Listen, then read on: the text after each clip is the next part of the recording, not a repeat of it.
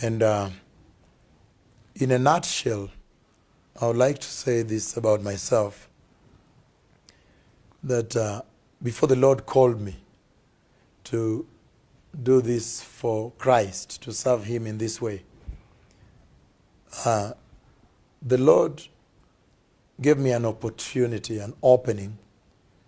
And at that time, I was studying in the university here in Kenya.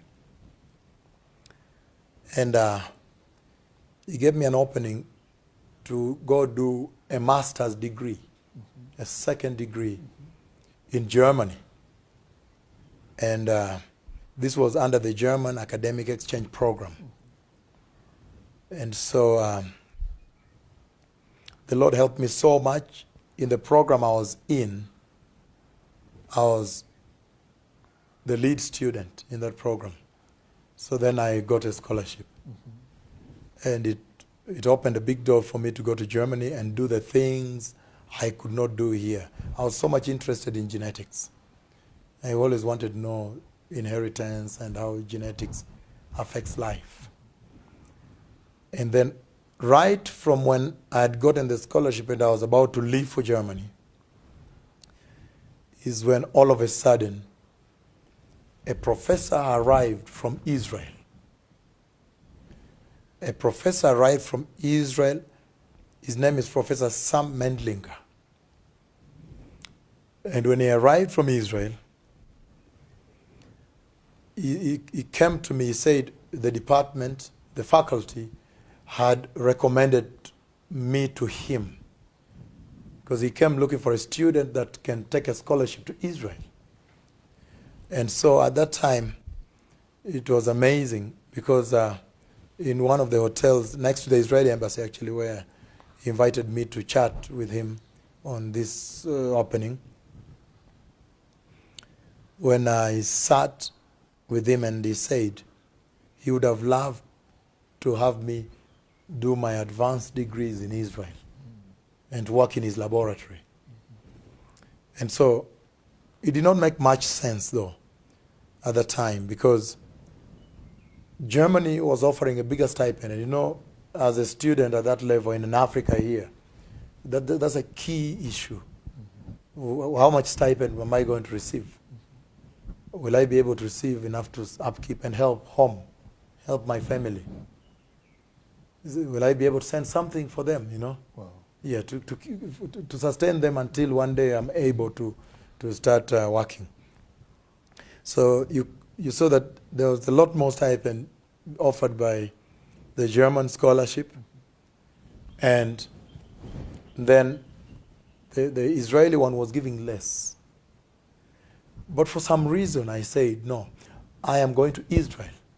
Because then I was in a place where I had to choose between the two. So I chose saying, I'm going to Israel, and I would like to go and see the land of the Bible. That's what I said. You were not Christian at that time. I was Christian, but my Christianity was not that very strong. Okay. It was in the superficial definition of Christianity you see today. I was not so much anchored into the workings and the walking and the lifestyle. But I knew that I'd received the Lord. But like you see Christians today wavering left and right. So that was the kind of salvation I thought I had. And so all of a sudden I made this irrational decision. Irrational. To go to Israel. And that's when I went to Israel. I abandoned the program for Germany, which was supposed to take me to Berlin. But I now went to Israel and I went to Beersheba. Wow. Beersheba, if you know how Israel sits, is within the Negev desert. Yes, I went there, interested in genetics still, inheritance. And when I finished from there, and then I got an opening to do a PhD. To do a PhD now, the third degree, in Haifa, moving north now. Yes. Haifa by the Mediterranean Sea. Yes, so when I went to do my PhD at the University of Haifa, at that place, I was interested in still the genetics, but now I had to, because in the master's program, what I was addressing was essentially biochemical genetics, looking at enzyme systems, their isotypes, their variants, their inheritance, their value. But now, at Haifa, I was now able to squarely focus on molecular genetics, to look at DNA works, DNA structure. And if you remember very well, that was around the same time when there was a lot of investment globally, Yes. when the world scientific community had invested into the Human Genome Project. Exactly. So then the work on DNA was novel. It is now still, but Yes. I'm saying at that time it was now this big gold mine Yes. that was set in front of us. And so, and see, most of that work still, even as I went into the PhD, was really basic, absolutely basic, because the issues that I was interested in, the challenge that I was interested in to examine was the structure of DNA. What is the composition of the sequences, DNA sequences? And in trying to elucidate DNA sequences, to open up DNA sequences, we saw different segments, different zones. And the issue was, what are the relevance? You see, what is the importance, for example, of this ATG or GC, whatever, repeats Yes. on gene expression? You see, the ultimate is gene expression. Yes. How is the regulation of the expression of genes? So that then had pharmaceutical value. That then was now important. It can be used to address real felt problems. So some of the techniques that were on the ground were really so primitive, I can't say so at this moment, because like rapids, which are like random amplified polymorphic DNAs. So polymorphism, you know, the study of DNA then was essentially based on polymorphism, meaning differences. So in looking at different regions, and another region, but then how do they translate into expression, into gene expression, and most importantly, how do they control the expression of genes? That's what can be used in addressing problems. And so at that time, I was interested in looking at a certain type of virus, which unfortunately then was a European virus. So again, we have transnational quarantine. You cannot import them in your laboratory. So then I got involved in doing some work in Germany eventually. Wow. Also still within the DNA project, and looking at DNA repeats. And I want to mention this, I don't want to go very deep into this, but in studying DNA, we were able to find that there are certain random repeats of DNA sequences. The value we did not know. Yeah. We did not know what they stand for. And then we had now the coding sequences, now the sequences that define the genes of interest. But only later. So polymorphism was the issue, to say that what is the difference between this human being and this person, or between this animal and this animal, or this plant, differences. Yes. Where there is a locus, base pair, they call them in base pair. There is one locus here, locus meaning where genes reside. Yes. One locus here and is absent here.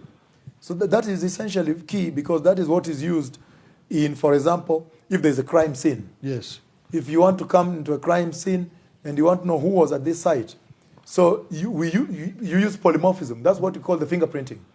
So you see that this person has this pattern, Yes. and this person has this pattern. They will share a lot of genes that you see in the human genome. But then you will now find the difference in this person and this person. Yes. That is what defines this person from this person. So literally everything is based on polymorphism. Even the disease works.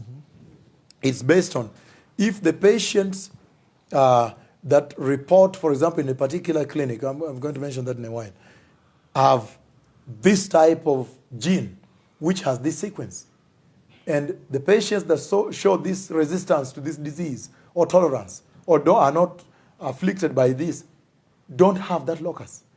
Then you can now use that for screening. So this was the basic work we were doing in Israel at that time. And that's what my PhD was essentially based on. And then eventually, now I moved on from there. I was so blessed at that time. It was when I was in Israel. Wow. It was really when I was in Israel, towards the end of my PhD, that one time in the night, the Lord visited with me in the night, and he called me 3 times by voice. And I remember that when he did that, I was so shocked that I woke up. And he left a message in my heart that I have called you. Wow. But you know, all that could not make sense. Yeah, that's exactly. You come from a medical background Yeah, and then in Israel, and then you receive this calling that says, I'm calling you for this. How? and then in Israel, you rightfully said, in Israel, Sundays is a working day. Exactly. You see that? So even the concept of going to church to try to harness this whole thing was almost not there. There were churches, there's those people that on Sundays, you know, Saturday really. Yeah, Saturday. On Saturday, Yes, on Shabbat, Yeah, when, Shabbat, when these people go to the synagogue, they try to hold the church, you know, but had not hooked so much onto the churches. And, excuse me, and so the other thing also, the Lord made me know that if I said yes to the calling, all the dream of being a professor in the university was over. That was your dream. Your dream as a child was to Yes, teach, my longing really. my young dream. To one day come back to Kenya and lecture in the university. That was always in your heart to come back to Kenya. Yes, and lecture. Or wherever I go to, but at least lecture, Yes. be an academic. So this is something I was deliberately pursuing. Wow. You see that? Wow. And so the problem then became, the Lord made it very clear that if you agree to this calling, that dream is finished. You will not lecture. And so that confused me.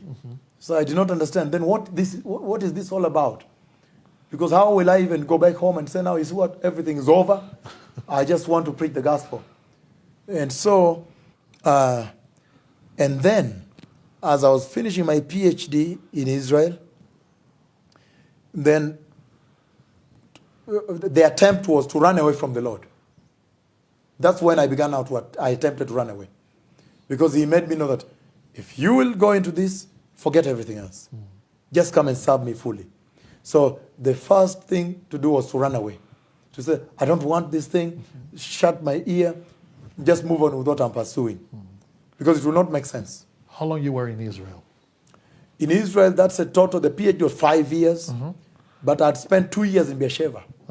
So that's a total of 7 years. 7 years. 7 years in Israel. And in those 7 years, when the Lord called you? Year 6, year 7? In fact, towards between the 6th and 7th year, towards the end of the PhD, Wow. is when the Lord, is when the voice called. And, you know, with all that, nobody to give you counsel, to help you. And, you know, let me tell you, one thing I really learned in that is that church should set up structures to help people. When the Lord calls them, to help them harness. Yes. Not even that, to understand the calling. You see that? Yes. At least someone they can talk to and share. And then tell them, oh, if that is what has happened, then begin doing this and that, you know.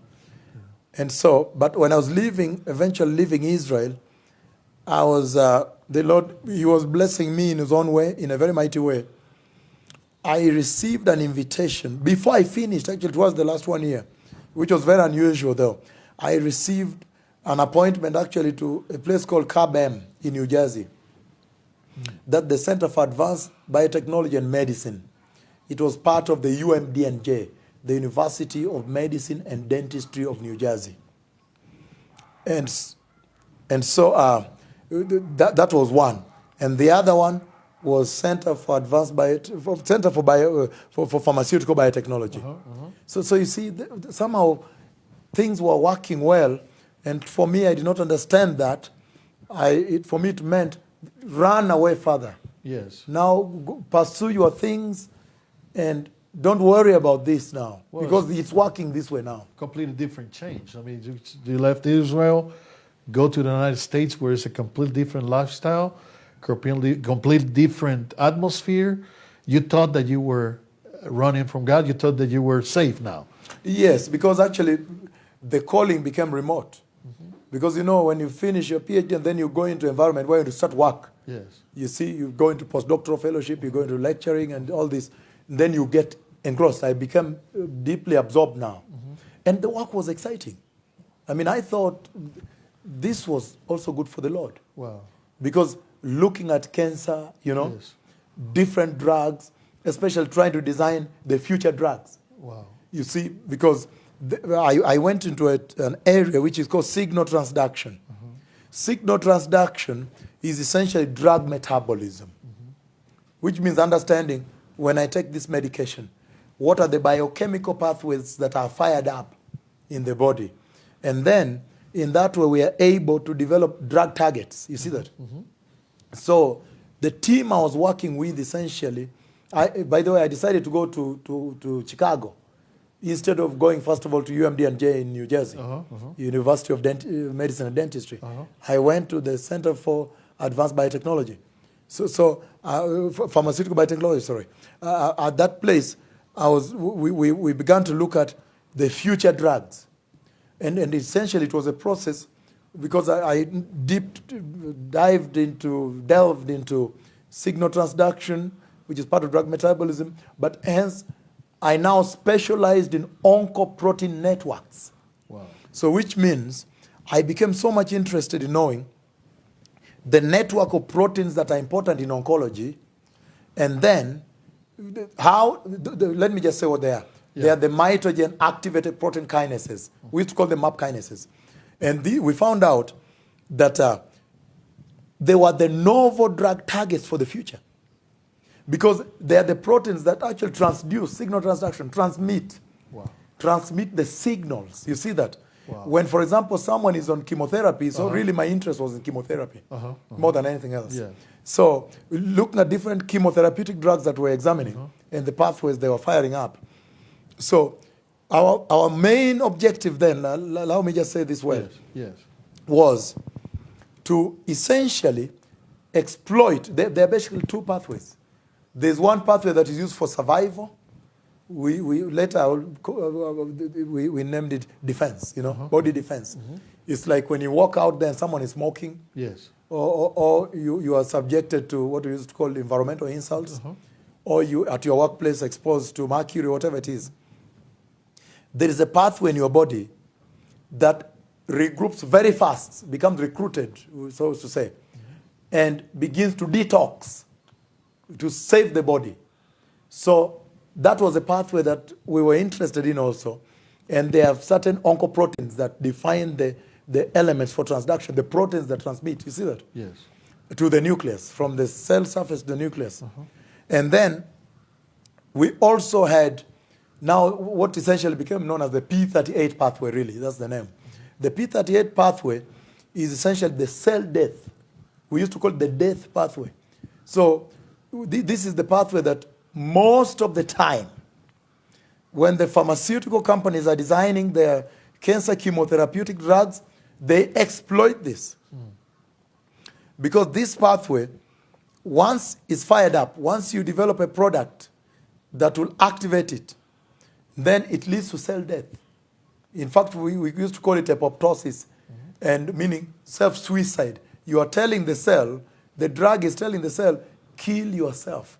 Wow. So it was a very novel thing to do. Wow. So you see, when I dived into all this, and we were doing this, I thought that this was the most important thing to do. Because this is touching on real life. You see what I'm saying? Yes. You're developing something that can save lives, something that can help humankind. Absolutely. And that was a great and novel thing to do also. Absolutely. And a lot of investment, like you see in the US, from NIH, from the National Cancer Institute, the NCI also. And for me, this was very key. And then after that, I moved on from there, moved on to New Jersey. I eventually went to New Jersey. And so went to the College of Pharmacy of Rutgers, went into a group, the pharmacokinetics group, also dealing with cancer chemotherapeutic drugs, But then we were able to look at different areas, and then I moved on finally to the CINJ.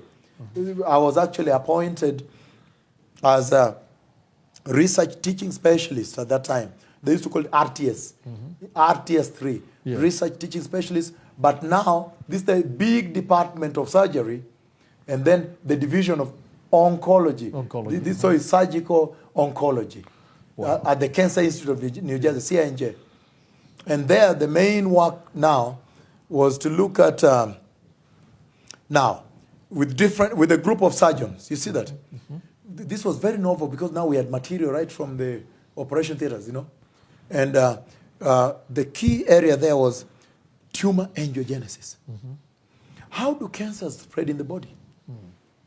How do they eventually go through into metastasis, where now they are resistant? Exactly. And what genes do they exploit?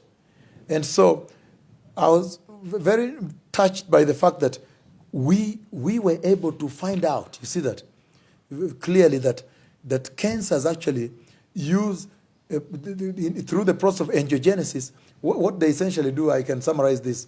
It's normally what cancer cells do, when a cell becomes malignant or becomes cancerous, what it does, it actually sends a chemical messenger. They normally send chemical messengers to the surrounding cells.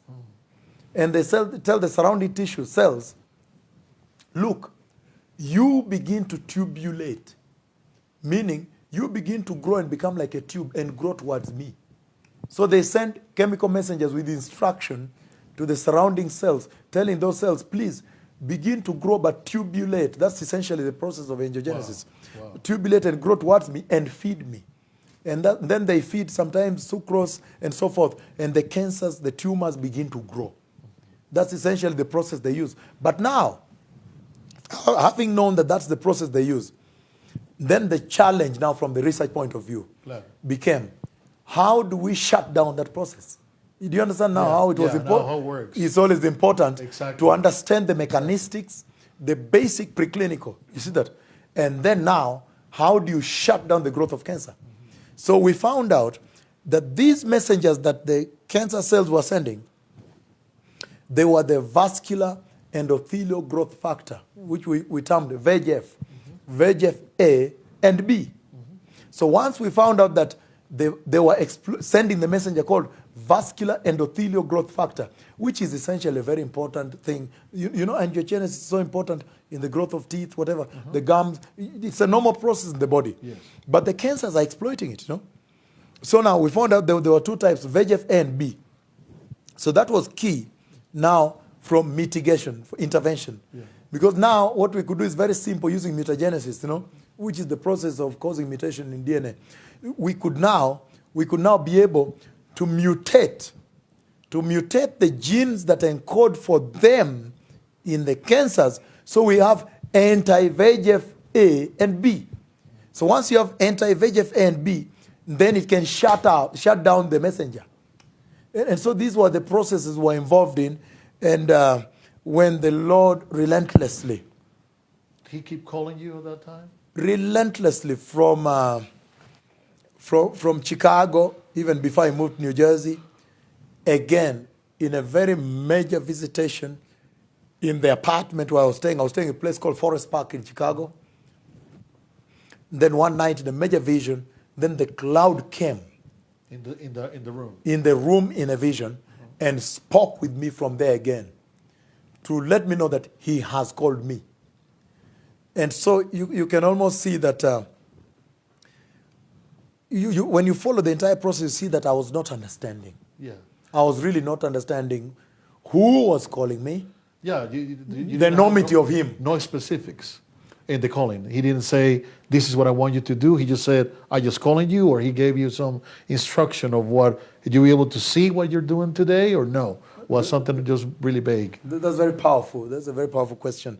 Because the thing that really made me try to run away further is the fact that in the calling, He showed me what I'm doing today. He showed me what I would be doing. Essentially what we're having now going on today. Yeah. For example, you're in a big meeting and there are this huge multitude of people and you're praying for them. And I remember in one of those visitations, then His hand, the hand of the Lord, from the bed where I was lying, then the hand pointed and said, go pray for my people. So I could see his head pointing at the meeting. And when I looked at the people, I saw myself preaching there. So I saw myself already then. Wow. Yeah, I saw the future then. You were there. Did you be able to see healings like you're seeing today? Or? Tremendous. Tremendous. And that is now what complicated the whole thing. Yeah, because if as a medical researcher, PhD with all these titles and knowledge, let's take the Christian approach and let's concentrate on the medical approach for a minute. Mm-hmm. How was to see, as you describing cancer, describing all these things, how was for you to see, for example, all these diseases like AIDS and all these, you saw that in a dream, in a vision. How was, that was the most difficult thing for you to understand, I guess. That's very powerful. That's very powerful that you say that. Let me tell you, Pastor Gamboa, now, that is what complicated, to me then, complicated the calling. Because, for example, I remember one time, in one big dream, he showed me the carpet, the carpet that was laid, the carpets, you see them laying today. Yes, And then I could not understand, of course. And the people are walking. A cripple was walking on the carpet. And I saw this particular case where someone had a cancer and a tumor and it burst, Yeah. But now how did that complicate the calling? Because I asked myself, how do you come from this dream and go tell colleagues and go tell people that you're working with, people who are looking for evidence? Exactly. In fact, they are trained to take evidence. Mm-hmm. That's their training. Mm-hmm.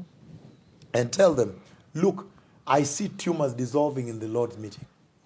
Of course, definitely, you would be written off, or they would say you are crazy, something's wrong. You see that? Mm-hmm. You need help, And so that is now what complicated the calling. But do you doubt it? Did you question that coming from your background, or you believe in that? Well, let me tell you one thing. When the Lord spoke with me, I knew it was going to happen. Mm-hmm. Because it's so vivid. I've lived it though. Yes. I've already lived it, I've seen it, and it's very mighty. And it was absolutely enormous, Even overwhelming. To handle it was difficult. I remember one time I said, let me try to put these things in writing. But then it was even difficult to write. Yes. Because you cannot describe, you don't have any mechanism, you cannot write, you know. But anyhow, that is what complicated, because I did not know how to go out and tell people and tell them, look, the Lord is showing me that I'm praying for people. And now the cancers for whose cure you are looking are being healed. So, it would not have made sense. And that's what complicated the whole thing, until eventually I finally accepted the call of the Lord. But it was a process. I'm just trying to summarize the whole thing. Yes, it was a process, really, because I was then looking for pastors. At one point I began to look for pastors. For answers? No, pastors. To sit with them. Yes. To tell them what I'm seeing, what I'm hearing is saying. Because the